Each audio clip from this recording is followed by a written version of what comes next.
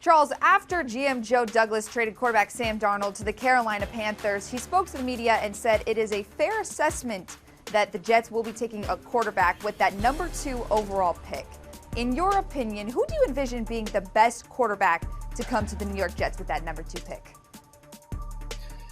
Well, Olivia, I think that, what we envisioned and what Joe Douglas and now Robert Saleh and crew envision may be the same. It may be different. To me, Zach Wilson is the choice there out of BYU. He would be my #2 quarterback if I were doing a whole bunch of the ranking game. But I started watching him as the season progressed, and then as we got into the offseason and obviously the run-up to the draft, did a little bit more, of course, like everyone else, and I've been extremely impressed with him. He seems to fit exactly what you would want in trying to kickstart a franchise, trying to build around someone.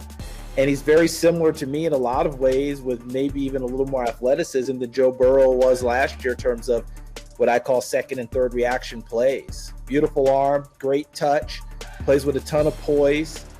Teammates really gravitate towards him, having spent some time with people at BYU and other people around him. And this kid loves ball. I mean, he's all ball all the time. And I give him extra points for having played through injured a couple of years ago. And people were starting to criticize him and, people not understanding what he was playing with and trying to play through. So I like this kid a lot, and they have great options, obviously. Well, you mentioned Zach Wilson. Let's dive a little bit deeper into him. What about his strengths and even weaknesses do you think would make him a good fit in a system that is going to be run by offensive coordinator Mike LaFleur? Well, I'll start with the so-called perceived weaknesses. Size is always something that comes into play. He's not, the biggest, strongest, stoutest guy you're ever going to see. I don't think he's as small as maybe some people think. I think he's going to check in somewhere around 210, 6'1" or so.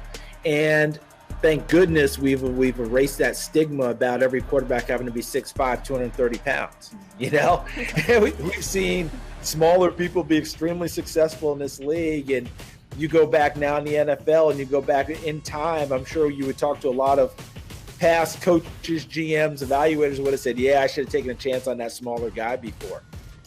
Because there were plenty of them that we rejected along the way. Well, we're not doing that now. Too many of these guys can play. And he's not tiny. So it's not like Eddie LeBaron, to give you one that will send everyone searching Google going, who the heck was Eddie LeBaron? Google him, you'll find out he was a significant quarterback in the NFL, but he was tiny. He's not that guy. This kid is put together fine. He moves great. He sees things. He throws with anticipation and touch.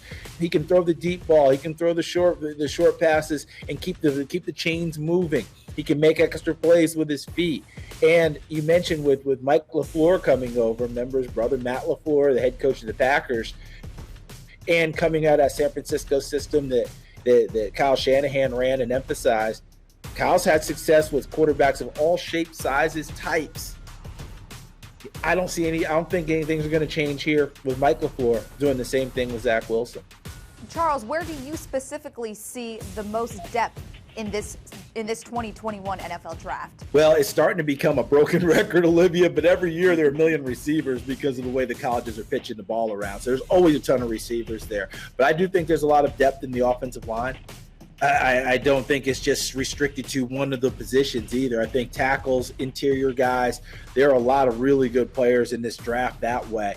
I think when you flip it over to the other side, defensive backs continue to rise because there has to be answers in college football to try and slow down these offensive guys. So a number of them actually have offense in their background and have been flipped over.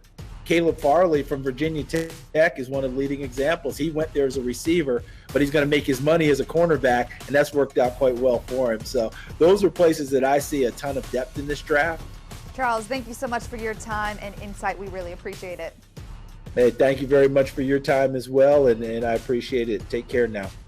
Charles Davis is an NFL Network analyst, and you can catch him with NFL Network on their 2021 April draft coverage, April 29th through May 1st.